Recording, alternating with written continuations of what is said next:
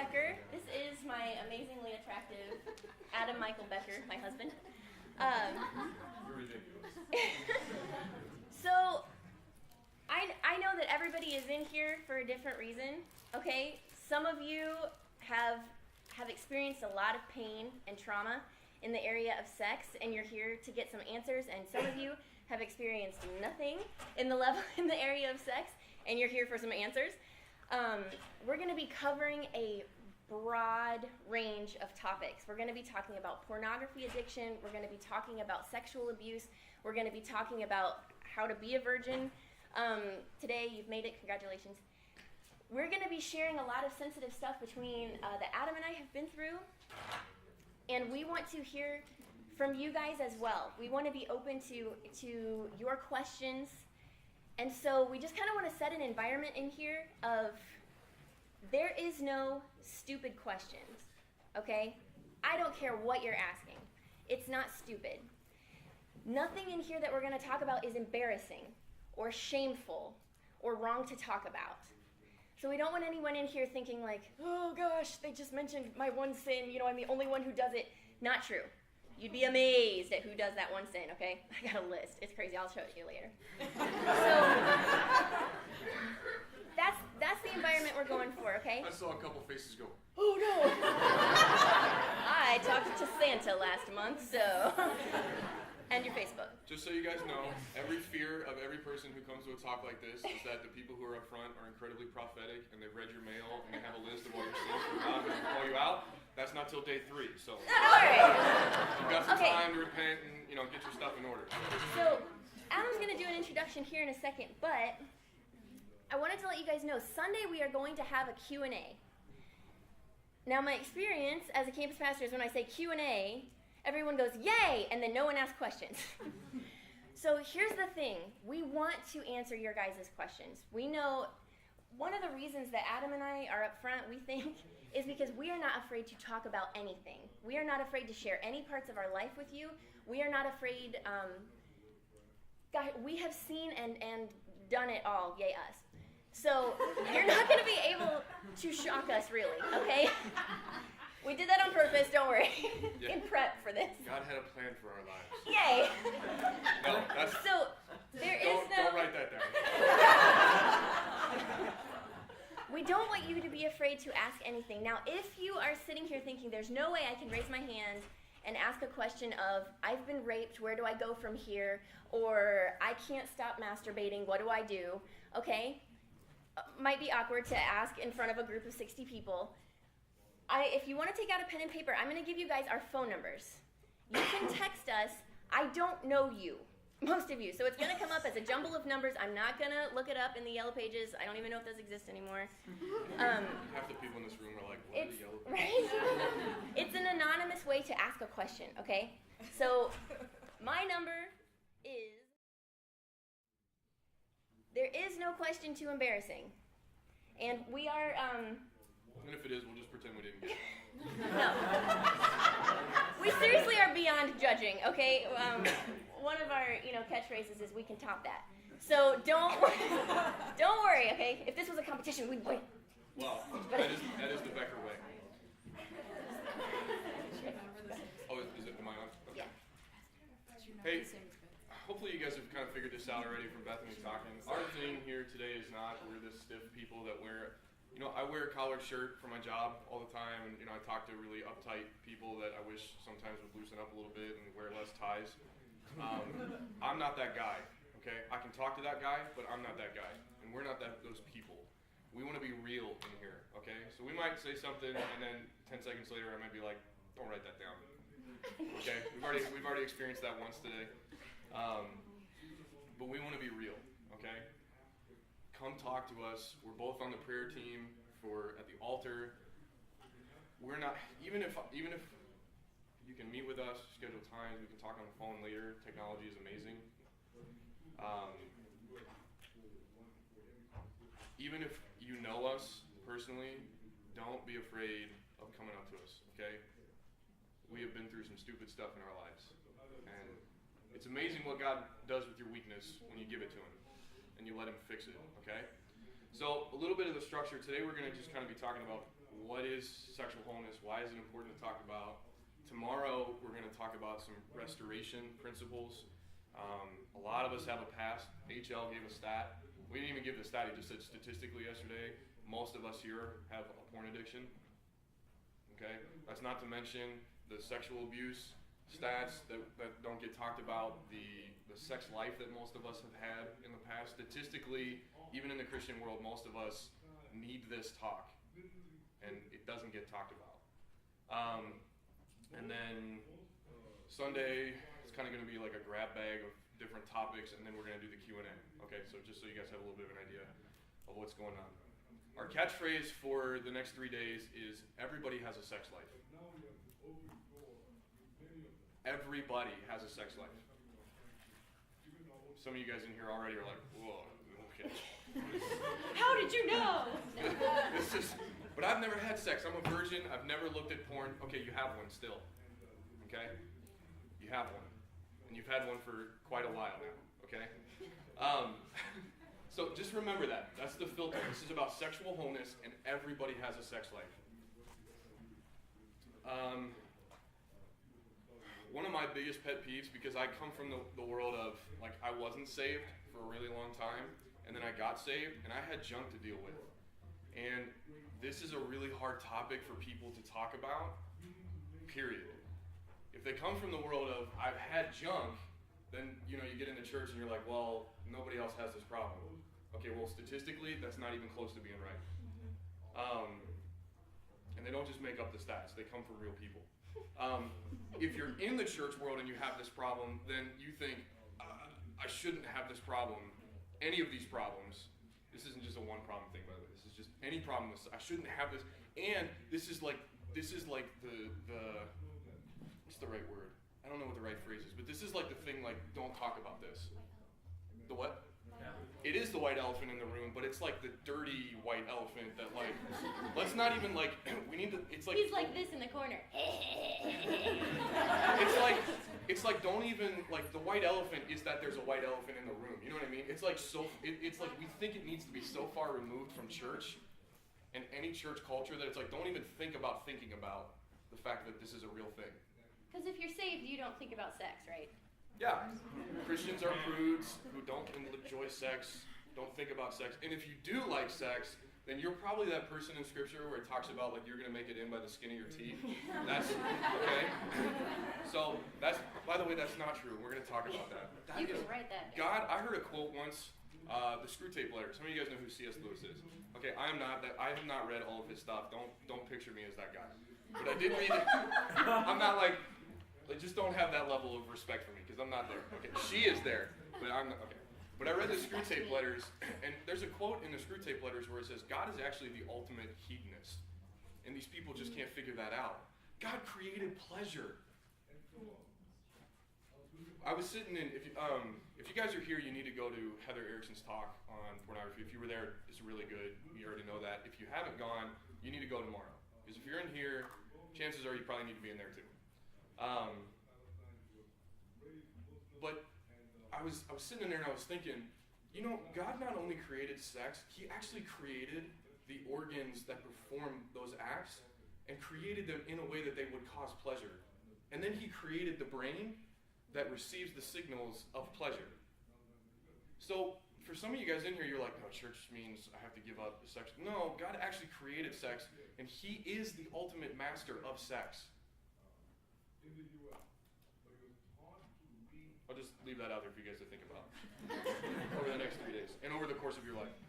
Don't stop thinking about it. But what is my whole point in this? This is like the I don't even know what the right word. It's the like most taboo subject in church. It seems like is problems with sex life. So much that there are like words that when someone starts to say them, you're like, oh, he's gonna say that word. Don't say that word. It's awkward. And then everyone's like, you can hear a pin drop on carpet because it gets so quiet. Now you guys are all like, he's going to say it. I'm actually not going to say it. You are going to say it. I'm going to say a couple words. I want you guys to say these words with me. I'll say it and then you guys say it, okay? Pornography. Pornography. Okay? Sex. Sex. Masturbation. Masturbation. See, that's the one. I saw a couple of you guys start doing it. Okay. What is my point in this? Yes, I got one. Sexual abuse. Sexual abuse. Okay. Self-gratification. Self-gratification. How many of you guys have heard those terms, or like maybe worse terms, or more PC terms for all that stuff? Okay, everybody should raise your hand. We've all heard of that stuff. How many of you guys, though, when you get into either a church setting or a one-on-one conversation, at least one or two of those words you kind of flinch at when you go to say it? Especially cold turkey. You know anything about cold turkey? Like, you're the one that's you just jumped in, you're the one to like start that topic. If we can't even say the words, how can we get free of them? How can we minister to people in a world that is increasingly, and we have the data to prove this, increasingly sexualized? Right. Internet access is unreal now. I'm sitting here reading you a doc that's stored on the cloud. 3 years ago, the word cloud meant something in the sky. Now, and I love technology. I studied electrical engineering in school, so like I'm geared towards technology. I like it, but it's unreal to me. Like, I'm 29. Some of you guys are like, man, you're that old. 29. Let me just, 29 is not old, okay? But I am starting to almost feel like my ability to grasp technology is starting to get outdated because it's progressing so fast. I grew up. We are the first generation of like the internet technology generation. And people who are 50 look at me in my industry and are like, I just don't know how you guys pick this stuff up so fast. I look at you guys and I think that. And you guys in 3-5 years are going to be looking at people your age right now and be like, I don't understand how you guys figure this stuff out that fast. Technology is unreal. I mean, they're about to come out with a watch that's a phone. When I was born, that might happen in the year 3000. I was born in the 80s. That old. But, back in 1920. right? My point is, and now I gotta move on because I'm taking, this is what I do. I take way too long on points that don't matter. You're good looking. Well, I wear that, so it doesn't really have anything to do with it. The point is that this problem is not going away, it's going to get more. It's going to get bigger, it's going to get stronger, it's going to get more. And if we can't, as the church, not a church, if we as the church can't talk about this, then we're going to lose. The one thing I know about God, if nothing else, is He doesn't lose. So something about that doesn't jive, and we need to get it right. So what are we going to talk about these 3 days? Anybody? Sex. Yeah? What else? Sexual abuse. Masturbation. Get it, girl. We're going to talk about all of those things, but we're going to talk about sexual wholeness and how it relates to all those things, okay? Because most of us, I don't want to say most of us, a lot of us don't really have an accurate picture of what that's supposed to be, okay? What is sexual wholeness? Anybody? Yeah, even see already we're like, I probably know, but if I say it and then I'm wrong, I'm going to feel really dumb because I should know what this is. Anybody feeling that way right now? Yeah, probably a lot of us. Okay. To understand sexual wholeness, we first have to understand that everyone has a sex life. I think that's the first misconception. You have a sex life right now. If you are single, if you're dating, if you're engaged, if you're married, even if you are called to be single for life. Praise God, I'm not one of those people. I know a couple, and they have an amazing relationship with the Lord. I'm glad I'm not one of them. But even of someone who is called to be single for the rest of their life has a sex life. Okay? So if you're in here right now and you're thinking, I don't have a sex life. No, you're wrong. You do. How many of you guys, okay, I'm going to be a real nerd here for a second. And I'm going to blame my wife because she dragged me into this part of being a nerd. I was already a nerd, but she dragged me into this particular part. How many of you guys in here know what Doctor Who is? Yeah, see, I knew there would be at least one person that was like, you said Doctor Who? Yeah, you Whovians are all like that. You guys are like, there's another one of us. Okay, I mildly enjoy the show, okay? I'm a nerd, I study electrical. You can't spell geek without EE, okay? Double E, electrical engineering. So, yeah, I'm like, okay. So, how many of you guys know what an ood is, then? The Doctor Who people, okay? For those of you guys who don't know, Doctor Who is like, he travels all over time and space, and so there's like lots of alien races. And there's this one particular alien race they were enslaved and blah, blah, blah. But what's important for us about them is that they're actually born with their brain in their hand, not in their head. Yeah, so they walk around like carrying their brain in their hand like this, okay? Most of us, that's what our sex life is like, okay? We're born with it and it's out there, but we don't even realize that that's like maybe a vulnerable, dangerous thing, right? Can you imagine if your brain was in your hand? Just think about how would you drive your car? I gotta hold my brain in my hand, I gotta drive a car, right? Probably a lot of texting and driving would kind of go away, right? Well, no, we'd probably just start driving with our knee. Hold the brain in one hand and hold the phone in the other. I mean, imagine trying to take a shower, play a sport, play an instrument, go to class. Think about when it's like 10 degrees outside, like it is right now, and it's snowing, and you're like trying to get to class, and then like you gotta like try and cover your brain and carry your books. Do you guys see what I'm saying? Like, it's so like, it's just exposed. It's exposed. It's like one of the most vulnerable parts of you is exposed and open for anything to try and influence it and get at it, right? Mm-hmm. You guys know what happens if like something happens to your brain, right? It's done. Like, there's no coming back from that one. There's really not a whole lot of coming back when something happens to your brain. You can live with an arm injury, a leg injury. You can live without a lot of those limbs. You can live without certain organs. If your brain goes down or gets damaged, that's pretty rough.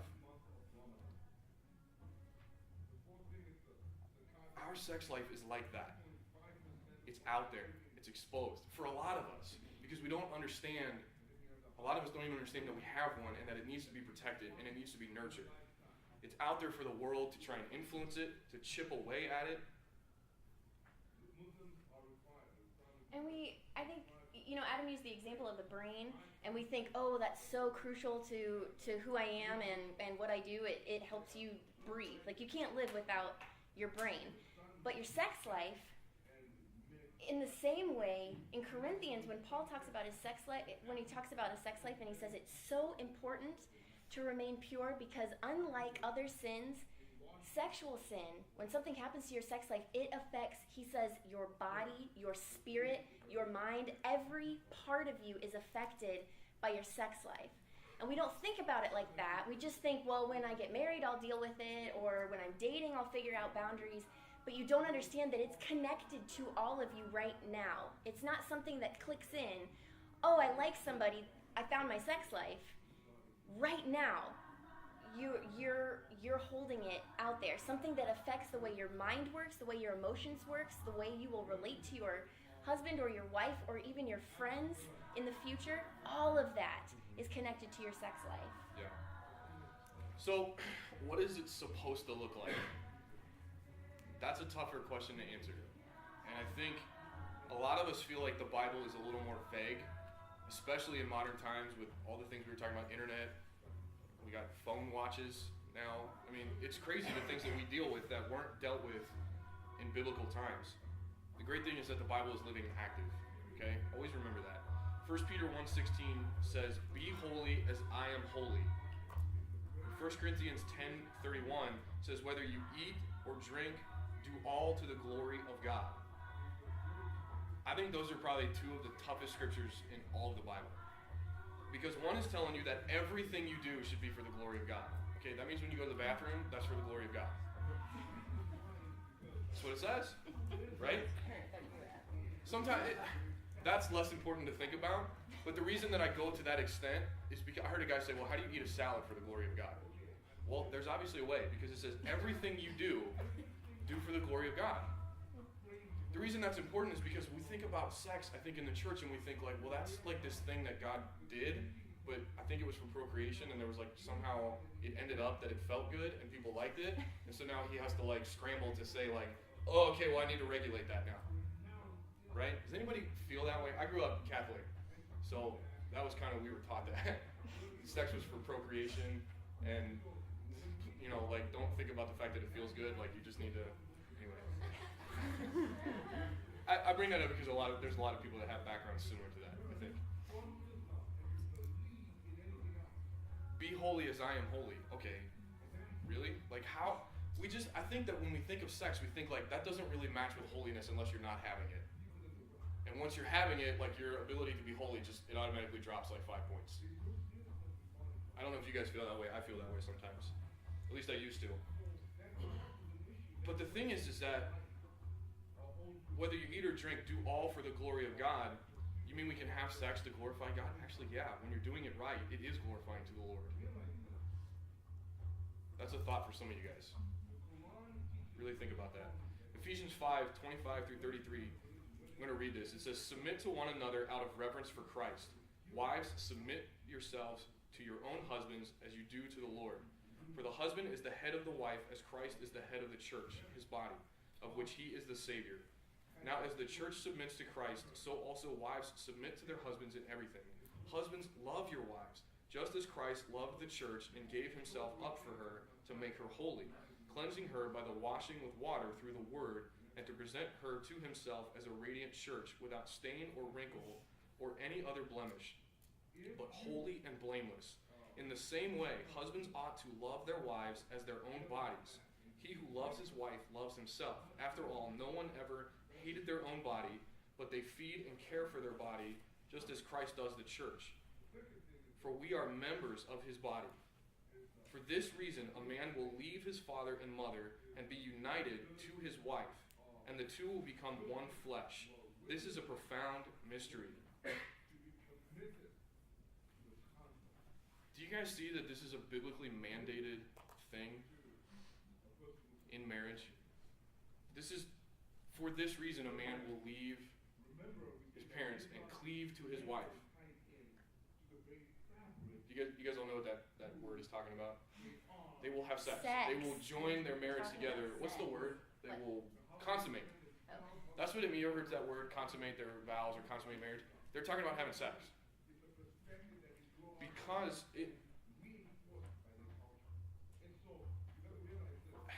having sex is a means to glorify the Lord. Because it's meant to be a beautiful expression between a man and a woman that reflects the depths of intimacy that God wants to have with his church and with individuals, you and me. Sex is like the most intimate thing we can do with another person. The Bible actually even says they will become one flesh. There's no other way that it says anywhere in Scripture that you can become one with another person. That's a really heavy concept that it would be really good for you guys to chew on this weekend. Sex makes you one with another person. But when it's done within the confines of a biblical marriage, it's glorifying and it's worshipful to the Lord. The problem with sex is talked about in Ephesians 6. For our struggle is not against flesh and blood. We feel like it is in this area. But against the rulers, the authorities, the powers of this dark world, and against the spiritual forces of evil in the heavenly realms. The devil is scheming. You know, a lot of times in this area we see sex as like this list of don't. And Satan tries everything he can before you're married to get you to break every single one of those don'ts. And the way one of my mentors stated it was, you know, Satan does everything he can to get you to have sex before you're married, and everything he can to get you not to have sex after you're married. That is why it is so important that you are protecting your sex life, because when you're, and you might not see that you're messing it up right now, but what we're going to get into is that it's affecting the fun time that it's supposed to be in marriage, because marriage doesn't fix this stuff. That's what we're going to talk about tomorrow. It's not do whatever you want right now, and then when I find the one that I'm going to be with the rest of my life, this will all just disappear. It doesn't. And all of the shame that you might be numb to now will kick in when you have to look the person in the face that you love more than anything and say, I united myself with X, Y, and Z person before I knew you. That affects you. That affects the people that I had sex with before Adam are in our marriage. He feels them, and vice versa. And so where we're supposed to be having this great, fun, worshipful time to God, sometimes sex is awful because it's baggage. Because we've both brought in so much baggage. It doesn't erase itself. Marriage doesn't fix that. You know, you hear people say like kids don't fix a marriage. Sex doesn't get fixed in a marriage. It can fix a marriage, but only the right kind of sex. What you're doing now with your sex life affects the way it's supposed to be. Yeah. I heard, I was going to save this for tomorrow, and I'll go into more depth on it tomorrow, but I think just it's appropriate. There's a guy named Bill Johnson. Some of you guys may have heard of him. He's Bethel Church out in California. It's a pretty famous church. He's the head pastor there. And man, if you guys are like wanting to move in the supernatural and gifts of healing, like man, he is a good guy to get under his teaching. But he was talking once on purity. I was listening to a sermon while I was at work one time, and he was talking about purity. And you know, Jesus says, you know, you've heard it said, if, you know, commit adultery, blah blah blah. But if you lust after a woman in your heart, you've already committed adultery with her in your heart. First of all, that's heavy, and that needs to be thought about, because that's not just for men; that's for women too. And women, please know that you are under attack as well in this. The world is ever increasingly trying to find a way to get women to respond to this same thing and try and suck you in the same way. Okay? So yes, I think men are more targeted by the devil because in this area we're a little bit easier to target, but he is trying to find, every day he is trying to find more ways to push women's buttons too. If you lust after a woman, you commit adultery with her in your heart. But he said, a lot of times we don't really think about this, but you know, Bethany mentioned bringing the people that we've had sex with you bring that into your marriage until you deal with it and the Lord heals that. It's not just the people that you've had sex with. If you struggle with porn, you are bringing that woman from the porn video into your marriage. He said, it's like you are looking at this woman and saying, hey, I'd like you to come join our marriage bed. I'd like to invite you to come in and share this thing that me and my wife share. And if you're not married, you're inviting them to share that with your future husband or wife. Lust is it is a damaging thing. And I've thought for a long time, I've wondered, why does the devil go after sex so hard? I mean, it is across every barrier you can think of. It is across geographic barriers, cultural barriers, racial barriers, socioeconomic barriers. There is no one in this world that is immune to the devil trying to go after their sex life. You know, but I was thinking about this past week, and I really think, for a lot of reasons, he goes after it. But one of the biggest ones is what I already said to you guys. We are created in the image of God, and the devil hates God because he lost to him. He wanted to be God, and he couldn't. And so now he hates God. We are created in his image, so he hates us. And this sex is supposed to be one of the most beautiful metaphors for intimacy between man and God. And so it only makes sense. If this is one of the most beautiful expressions of intimacy between the two things in existence that the devil hates the most, he hates sex when it's right. Does that make sense to you guys? Is that clicking at all? The devil hates sex because it's such a beautiful thing to God. He wants to destroy it.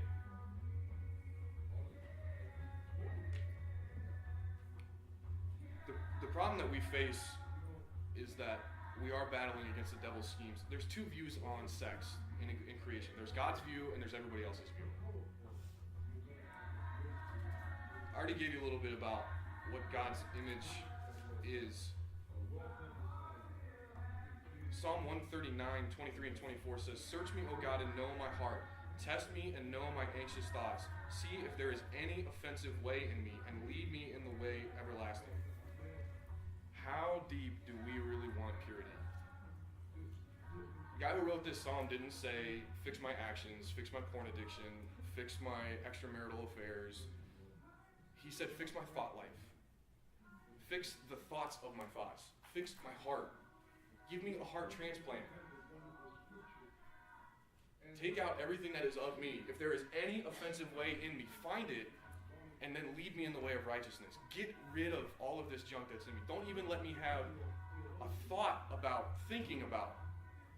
Do you guys see that? We need to want purity on that kind of level because it's that important to God.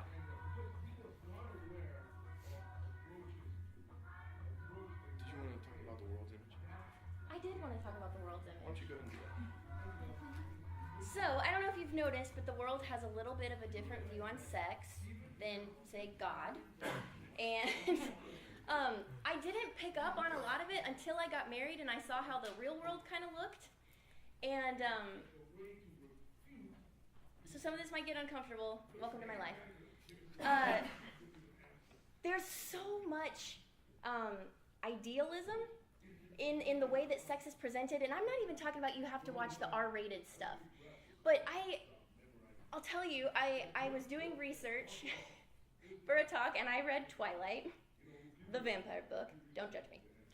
And there is this scene, because, Edward is so in love with Bella, and vice versa. They're like, okay, when he leaves, she goes into a coma. We're not here to talk about that, but I'd love to talk about it. Anyway, there's a scene where he's asking her questions about her life. And she's just going, this goes on for several mind-numbing pages of, he asked me so many questions about my life and he wanted to know everything about what I thought and who I was and my upbringing and my feelings and my emotions. And I was like, that is not a man. Like, I've never met this man. You know what I mean? Like, I'm not saying there are not men out there who want to ask questions, but I'm saying in 4 years of marriage, I've never had Adam say, let's just talk about your emotions today. It's just, do you have feelings? Can we just dissect that all day? No. All the men said, amen. That's not real life, okay? And we read these things, okay? And I've heard that it's the closest thing to what I would call emotional pornography that I'm willing to call it that, that it gives us this idea of, oh, this is what men will be like in marriage and chivalry, which we're going to talk about Sunday. I have a great little soapbox on chivalry. But I was watching, I caught a clip of another show called Scandal, which Adam makes fun of me for this because I read the description on Netflix and it was like, they solve like political troubles. And I was like, cool, this will be like West Wing. No, it's basically about the sexual exploits of an extramarital affair. So I had to quit that pretty quick. It was not about problem solving, it was about problem creating. I laughed because I took one look at the picture and the name and I knew that I wouldn't. I was like, no, I this didn't will want to be touch that about show with a 10-foot pole. intrigue. No, it's not about intrigue, it's about sex. But there's a scene where, this woman, she's in love with this married man, and it's okay because the wife doesn't really love him, and he doesn't love her, so this is totally okay for this love triangle to be going on. If you pay attention to love triangles, that is always the justification. Well, the married couple isn't really in love. And so if they get divorced or, it's not really this woman's fault, right? Because they're in love. And it's not the man's fault because his wife is a witch, So problem solved. You can't control who you fall in love with. You can't control who you fall in love with? Psych, yes you can. Okay, so there was this quote where there's this guy that wants to date her, right? And he's like settled and single, which is a great attribute of a man if you're single looking for a relationship. And she goes on this big rant. I saw it everywhere on Pinterest of like, I want real, I'm trying to do Olivia Pope, real, raw, devastating, painful love. And I was like, really? That's what you want? Like, I want ooey gooey yay romantic love. Like, it's not fun when it's painful. But it is sometimes. But we get this view of love of like, if there's not drama, it's not worth it. To the point where sometimes, I'll be honest, we create drama. I can't tell you how many times Adam and I will be in a fight, and the voice of wisdom in my head will be going, if you would just be rational, this fight could end yesterday. But this other, louder voice in my head is like, if you keep this going, he will pursue you. Wow.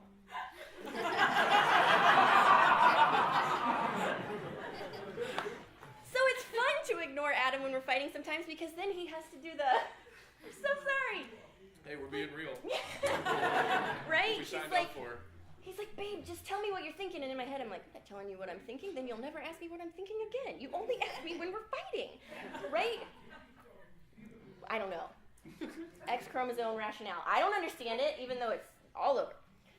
So that's kind of the world's thing. Is like, we need to be stringing men along, right? And men need to play hard to get, so the woman will come seek you. And that's not fun. I don't know if you've ever lived that life. We're going to talk about our cereal. We're going to talk about our Captain Crunch. We're going to be talking about our testimonies, and part of mine is I was a serial dater. You know, like as soon as I made sure I had a guy lined up before I broke up with this one. You know, go ahead, respect me. It's awesome.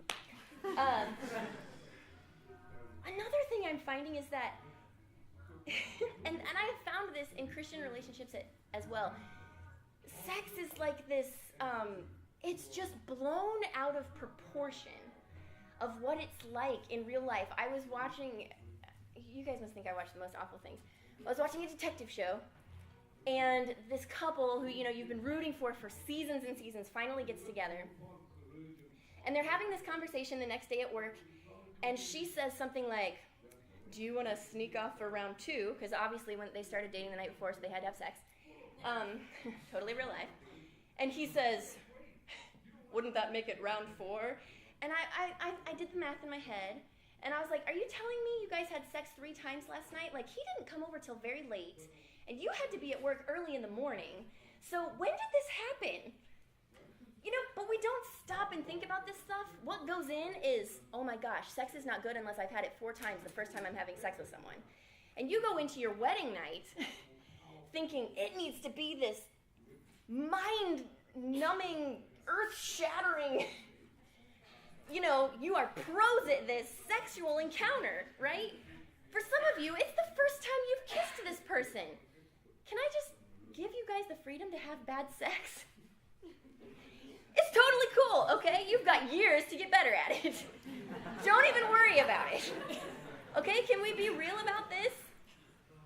It doesn't need to be perfect the first time. But if you're listening, and whether or not you're actively thinking about this, this is going in.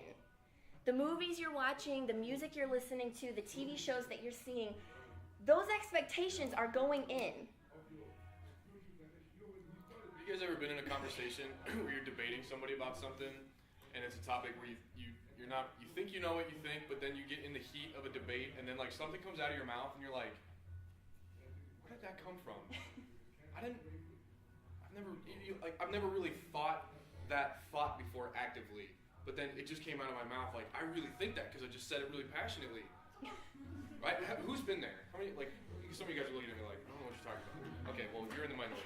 So maybe some of us are just very like, we say it before the filter catches it. I don't know. I'm definitely one of those people. You wouldn't know anything about that, right, babe? I have no filter. No, okay. So I have a slow filter. She has no filter. So this should be pretty entertaining by the time we're done. The thing that we don't realize until maybe we've done that once or twice, and something comes out of our mouth that we're like, I know I'm not supposed to think that, and that doesn't really line up with what I think, but then where did that come from? This is where it comes from, is when we listen to, you know, I don't know, we listen to band X, and they sing all the time about making love and how it's supposed to be, and Drake. Sex, and I was going to say Dave Matthews Band, but then I thought that's probably going to make me sound really old. So right? Or we're watching movies, and well, I just assured me that would make me sound old, so I didn't say Dave Matthews. Yeah. We let these influences come in the books, in the movies, and those thoughts are bouncing around our head. Your brain absorbs way more than you know that it absorbs. And this stuff is rattling around inside you, and then all of a sudden one day it comes out in the heat of the moment, and you realize, oh, that is in me.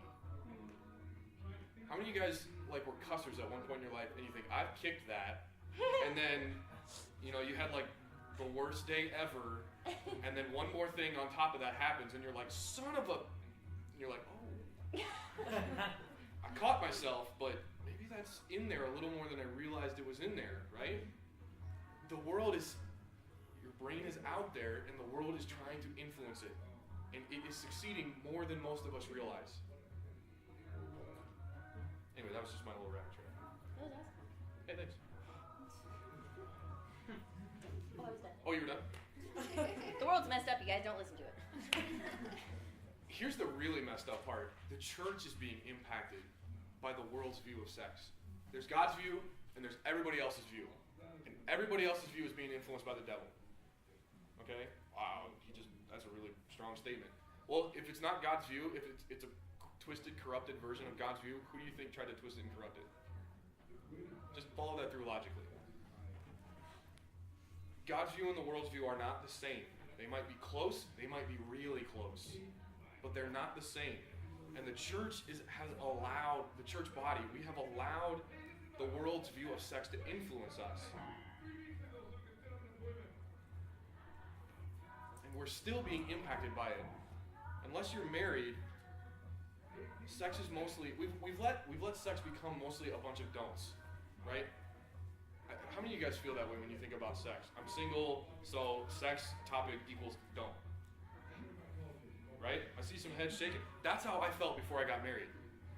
Here's the crazy thing. Sometimes even now when I'm married, and this is not my wife's fault, it still feels that way. I'm here to tell you, you're going to have days like that even when you're married. Marriage does not fix sex. God fixes you. Get it. But that is how we as the church most of the time approach sex, isn't it? Don't. Just don't. Don't have it. Don't talk about it. Definitely don't screw it up. Don't look at porn. Don't speak out if you've been sexually abused. Don't talk to me about your problems with sex, because it's that elephant that we're trying to pretend is 6 rooms over. When really it's like he's breathing on me right now. Just don't. Definitely don't talk to me about your problems. And definitely don't talk to me about your problems and not expect condemnation to be a part of the conversation. How many of you guys feel that way? Well, okay, I met somebody who can talk about it, but definitely I'm going to feel really bad before the conversation is over. Maybe I'll feel good by the end, but before it's over, I'm going to feel like I'm this tall. And God never loved me, and maybe there's a chance by the time I'm done with this life, if I have long enough to make up for it, I'll get in by the skin of my teeth. I don't know about you guys, but I felt that way a lot. Yeah, I'm going there right now, actually. Why should you guys listen to either one of us talk about our sex lives? Talk about your sex lives. Talk about anybody's sex life. That's what we're doing. Why are we qualified? That's why they brought us to the conference. I have 2 sides to my why for me. First of all, I was not always saved. No one was always. Okay. Sorry. Let me try this again. I didn't get saved when I was 9 months old. I have some really good friends who they've never struggled with this area in their life, and I'm amazed. By the way, that can be done. I know guys my age that are my friends that have never struggled with porn. They've never struggled with extramarital sex. It can be done. But I was not that guy. I struggled with it almost every way you can think of. I was steeped in sin, even right after I got saved. Because how many of you guys know you get saved and then everything goes away and you're perfect from then on, right? We are in the process of being made instant. No, that's not how it works. I have slept with multiple partners. I have cheated on girls. I slept with an engaged woman. Pornography and masturbation for me was like a daily habit, sometimes multiple times a day. And some of you guys in here are like, wow, that's ridiculous. Some of you guys are like, multiple? I'm almost approaching double digits. That's real though. Yeah. That's reality.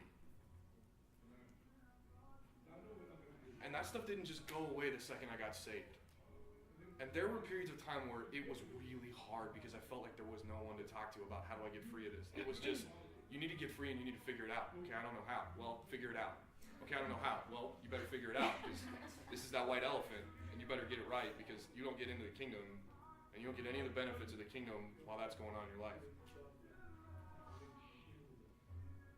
On the flip side, I did get saved. And God has done some amazing redeeming work in my life. That's not a testament to me, that's a testament to God. I went from a 5-year period of my life where I was dating 2 or 3 girls at a time and sexually active with all of them in one level or another, most of them the whole level, to God got a hold of my life and said, I'd like you to not date for 3 months. And I was like, how about 2 days? Okay, I'll agree to 3 months. Well, actually, he didn't say 3 months, he said a year. And I said, well, how about 3 months? And he said, okay, we'll talk about 3 months. I said, how about 3 days?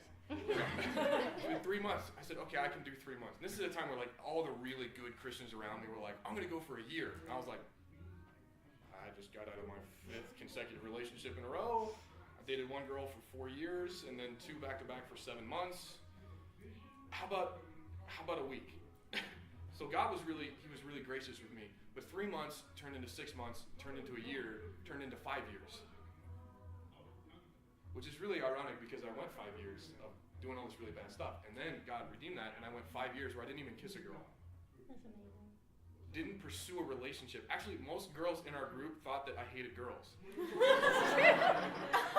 were like, He was kind of I was like, I would walk into a room and girls would be like,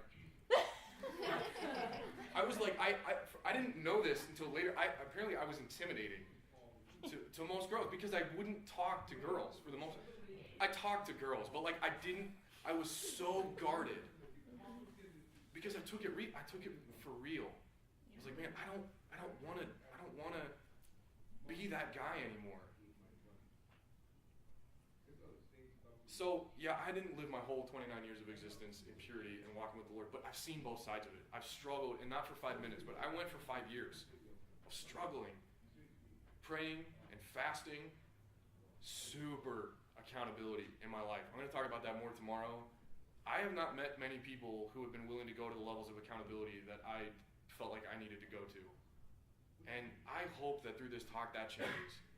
Because accountability is one of the silver bullets to fixing sex problems. I tell you guys it's not to glorify me or my past, because it's not glorious. Being an idiot is not glorious. But just to let you guys know, I've been around both sides. I can speak to people that are dealing with this on multiple different levels. I haven't experienced everything. I'm not an expert on this, but I have walked through a lot. So just keep that in mind. I'm not some guy up here that's like, I know 1% of this. I read a book last week and I stayed at a Holiday Inn, so I can talk about this. I've been through a lot. Okay? Okay. We wanted to let you guys know too that the reason that we're being so open, I know you might be like, why? You don't even know my name. Why would you tell me all this about yourself? A lot of these conversations only happen when you know someone else that's been through it. And so we want to be very open because we want you to know that you can come talk to us. And we're not afraid of it. You're not going to get shocked face from us. I know what shocked face looks like. It's painful. It's hurtful. We're not going to do that, okay? So if you hear anything in our testimony and you're like, I'm going through that, I want to talk to you about that, when this is over, text us and say, I want to meet with you. Come up and talk to us and ask us questions. We are never... You guys hear me? We are never off bounds we're never out of bounds. Except when the big one comes on. Hush your mouth. We're never too busy to talk to you. Okay? If it looks like we're engaged in this like amazing conversation, come up and interrupt us and say, I wanted to talk to you guys about your talk. Okay? That's why we're here. That's what we've been praying about for months. Is these conversations. So. Here's my story. I got saved in college through my roommates. This is why I do Chi Alpha, because I was the person that I'm trying to reach now. Did not grow up in a Christian home. So as far as sex went, there really was no conversation until I got in high school, and my mom told me, only have sex when you really love someone. Because when you're 16, you know when you're in love. So it was something that I never really cared about. When I got saved and I found out what sexual purity was, it was so confusing to me. I understood that the good Christians were not having sex and were not making out and they were not flirting with boys. That's what a good Christian was. I could not get it. I could not figure it out. When I got saved when I was 19, got married when I was 26, So that 7 years of understanding what the truth is, but never being able to reach that level, it was frustrating. It made me feel ashamed. It made me feel confused. I couldn't understand why I could not be obedient to God. Have you guys ever been there? Why am I the only person in the world who cannot stop making out with boys? Or girls if you're a boy. Well, anyway. Today's a whole new world. That's another talk. It was frustrating to me. And to have these conversations with my authorities of, God is not pleased with this behavior. You have got to stop this, and being like, I want to. But when I see it coming a mile away where if I go here, I am going to make out with this guy. If I go to his bedroom, I know what's going to happen, and I can't stop. Have you guys ever been there? It is the most powerless feeling. Why can't I just not go in there? Why can't I just not go to this party? Why can't I just avoid this guy? I couldn't. I'll be honest with you, I never figured it out. 6 months before Adam, I fooled around with a guy I was not even in a relationship with. 6 months. I was 26, okay? So age doesn't figure this out for you. Adam and I got married, and things were not okay with that. Look, I'm going to be very honest with you guys. I'm trusting you. So please be kind when we talk later. Things sexually were just not right between us. And I kept thinking, this is new bride jitters, or this is just what it is to new people. I didn't really have anybody to talk to. I didn't know who I could talk to about sex, and the people that I did I later found out embellished their own sex lives. Kind of like we talked about, the world does that. It seeps in, okay? And I thought, I am not living up to this bar that I'm supposed to be reaching as a wife when it comes to this. And so finally, after, just the most frustrating times, I said, Adam, something's wrong. Something is wrong here. I have got to go to a counselor. I've got to talk to someone. And he was like, whatever it takes. This is awful. We were both like, this sucks, okay? We had been married for over a year at this point. So, yeah. And I went to a counselor, and she was like, a lot of the feelings that you're expressing and the fears that you're expressing, it sounds like you've been sexually abused. And I said, no, I've never been sexually abused. And she's like, I want you to go talk, then go talk to this, it was a sexual therapist. I went to talk to this woman, and she's like, what we're going to do is we're just going to start from your earliest memory, and we're going to work our way forward till today. It took 4-hour-long sessions to get through that. I realized through talking about things, I had been sexually abused. Not only that, but I had been raped twice. I never understood it as rape because something really twisted happened when I became a Christian, and I understood that sexual sin was my fault. If something sexually happened, I did it. When I would tell, there was a time when I told my authority, my boyfriend touched me when I was sleeping. And she said, you shouldn't have been there. What were you doing sleeping next to him? When you hear that and you're already feeling that shame of, this happened to me, I'm uncomfortable, I don't understand it, it just solidifies, that was your fault. You should have avoided this. Didn't you know better? Don't you know better than this? Stupid people get in this situation, right? No one was saying that to me, but it's what you feel on the inside. And so through talking to this counselor, she's like, have you ever told anybody these things? And I said, I've never told anybody that I've been raped. I've never told anyone about my sexual abuse, understanding it as sexual abuse. When I told people in the church, what I heard was, you put yourself in that situation. You shouldn't have been there. You shouldn't be flirting like you do. So I came home and told Adam, my husband, okay? And I said, hey, here's something that happened when I was in 6th grade. It was a neighbor boy. It happened several times over the space of 3 years that I was abused by this neighbor guy. And I just told him, bawling my eyes out. And Adam looked at me, and he had so much anger in his face, and I was like, this is it. He's going to tell me, you are not the woman I married. This is too much for me. And I'm thinking in my head, this is absolutely grounds for a divorce, because he didn't know he was marrying all of this. And I said, please tell me what you're thinking. And he said, babe, I want nothing more than to take a baseball bat to that man's face. That was all it took for me. I finally heard someone say, that was not your fault. That should not have happened to you. And Adam, to be honest with you, he said, I am pissed off. I had never seen somebody angry for me. Does that make sense? The word is advocate. The word is sponsor. I would not be able to tell you guys my testimony the way I am saying it now, where I can say without shame and honestly without anger towards the people who raped me and the people who abused me, that these things have happened to me, if it weren't for Adam. Adam is the most manliest man that I know. And it has nothing to do with his strength, and it has nothing to do with sports, and it has nothing to do with the good looks that you've been enjoying for the last hour. It is because he accepted me as a broken, what I viewed as a dirty, shameful person, and said, I don't understand this, I've never been through it, but we're going to do this together. Why am I telling you this? Some of you have been abused and you have told no one. Some of you have been abused and you don't know that it was abuse. The reason I never told anyone I was raped, and this happened after I was a Christian, you want to know how that messes with your theology? As a new Christian, when you go through something like that, what that told me about God and me? I never viewed it as rape because I had had a drink of beer that night. Not a beer, not half a beer, a drink. And I thought, if I had been drinking, there's no way that's rape. And so I didn't tell anyone until I was 27 years old. 6 years after it happened. Six or 7 years.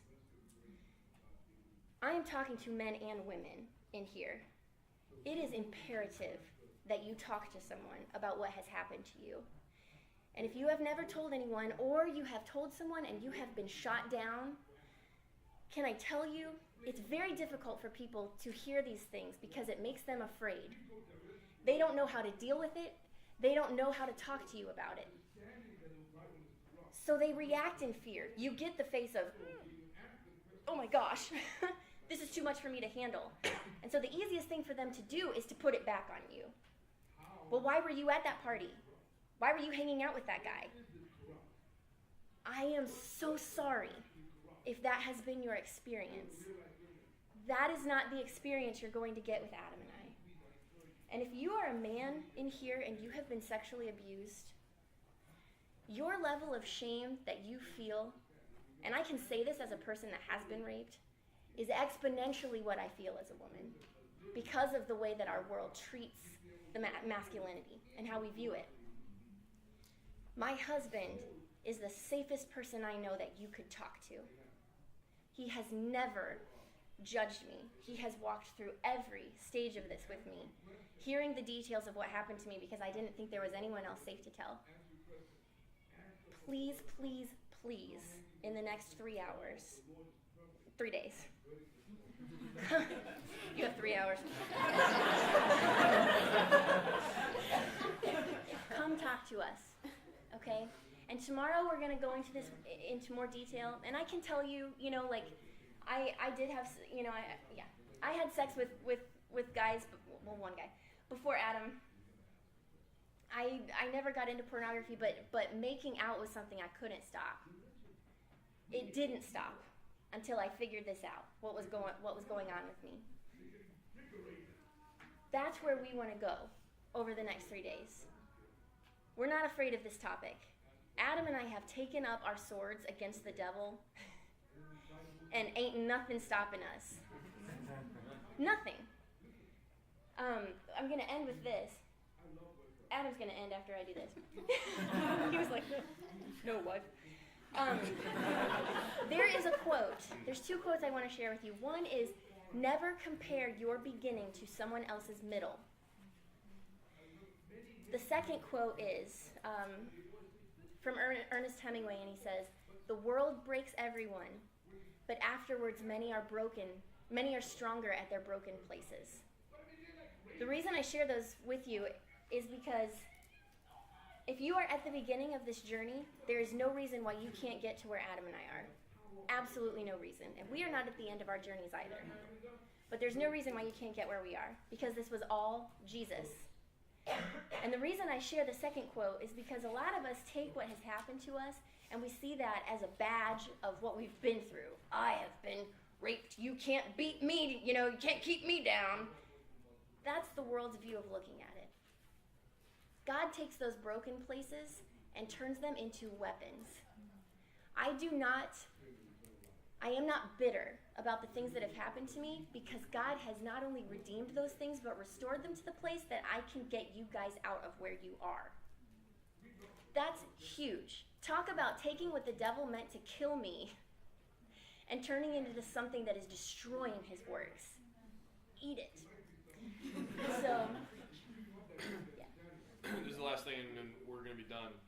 But you've heard a little bit of why this is an important topic to talk about. Some of you guys in here are like, I have never experienced any of what you guys are talking about. Praise God. Yes. Okay? But here's the truth. There are more of us than there are of you. I wish that was not the case, but that is the case. And you need to understand what people are going through and how to minister to it so that we can reverse this problem in this country, in this world, especially in the church. I want to run through a couple quick statistics for you guys. I want you guys to hear this and think about this. I'll go through them again tomorrow. Divorce rates in the United States are 50% for the first marriage, 60 to 67 for a second marriage, 73 to 74 for a third marriage.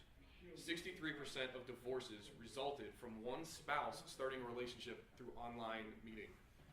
56% of divorce cases involve one spouse being obsessed with porn. The porn industry in this country generates $13 billion. That was 1 year, and only in the United States. 2.24 billion searches for pornography since the start of 2013. 1 in 5 mobile phone searches are for porn. 50% of Christian men and 20% of Christian women say they are addicted to porn. And the numbers are probably higher than that because a lot of people don't realize that they're addicted. 9 out of 10 boys were exposed to porn before the age of 18. 9 out of 10. And I was in Heather's talk and she said the average age was 10. I saw a study that said 12. 6 out of 10 girls were exposed to porn before the age of 18. 30% of 17-year-olds have received a text message. 8 out of 10 boys and almost 6 out of 10 girls have seen group sex online. 7 of 10 boys and 6 out of 10 girls have seen same-sex intercourse online. Every 2 minutes, somebody is sexually assaulted in the United States. 1 in 4 girls and 1 in 6 boys are sexually abused before the age of 18. Rape victims are 26 times more likely to be drug addicts. And 80% of all rape and sexual abuse victims are under the age of 30. That's us. The devil is trying to kill the young people in this country, and he's trying to do it through a lot of ways, but one of the biggest ones is through sex. I'm just going to pray to close. God, I thank you that you are a redeemer, that you are a healer. I thank you that you have given people the courage to come to a talk like this. I pray that you would give them more boldness and courage to deal with what they have been through. God, I pray for the people that have never been through any of this, that you would give them understanding and insight that they have never had, and you would give them boldness and courage and equip them with gifts to minister, God, so that we can see this stuff reversed, that we can see the devil's work destroyed in the name of Jesus. God, just be with us through the rest of this conference. We praise you for what you're doing, and we just